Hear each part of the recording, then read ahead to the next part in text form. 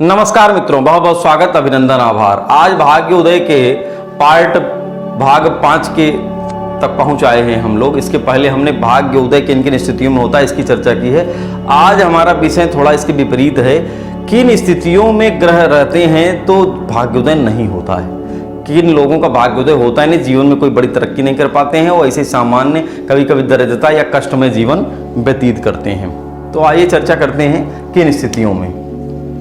अब यहाँ पर पहली स्थिति है कि अगर मेष लग्न की कुंडली है, किसी भी लग्न की कुंडली हो, नवमेष हमने जैसा बताया था कि नवम भाव का जो मालिक है वो भाग्याधिपति होता है। तो यहाँ पर गुरु भाग्याधिपति हुआ, ये 6, 8, 12 में विराजमान हो, मान लीजिए यहाँ विराजमान, और पाप प्रभाव में हो, राहु इसके साथ हो या शनि इसके साथ हो, दोनों साथ में हो सकते हैं, राहु शनि, या फिर इसी तरह के पाप प्रभाव में होना चाहिए। ऐसी स्थिति में भाग्योदय न के बराबर होता है। दूसरी स्थिति की चर्चा करेंगे।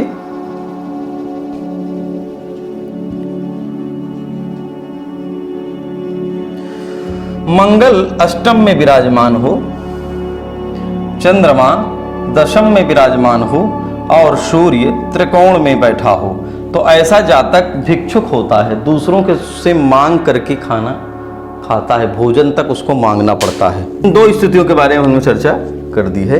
और यदि मान लीजिए दूसरी स्थिति ये है, तीसरी स्थिति कि चंद्रमा जो है अगर नवम भाव में नीच का हो, 8 नंबर यहाँ हो और चंद्रमा विराजमान हो, तो भी भाग्योदय नहीं होता है, भाग्योदय नहीं होता। तो ये 3 स्थितियां हैं जिनके बारे में ऐसी स्थिति हो जाने पर भाग्योदय नहीं होता है जीवन में। तो अगर इस तरह कोई स्थिति है तो उसके अलावा और भी चीजें जिम्मेदार हैं। मान लीजिए चलित में ये गुरु अपनी, मान लीजिए कोई नवमेष है, वो बैठा है राहु शनि के साथ, लेकिन वो अपने चलित में अपने भाव को बदल दे रहा है, तो स्थिति बदल सकती है। 9 मास में क्या स्थिति वो भी देखनी होती है, तो इसके लिए किसी ज्योतिषी से ही आपको करना पड़ेगा। ये सामान्य स्थिति है। इस स्थितियों में अगर आप जूझ रहे हैं तो आपको जरूर जो है अपना विश्लेषण करवाना चाहिए। तो आज के लिए इतना ही। अगले अंक में पुनः दूसरे विषय के साथ उपस्थित होंगे। तब तक के लिए नमस्कार।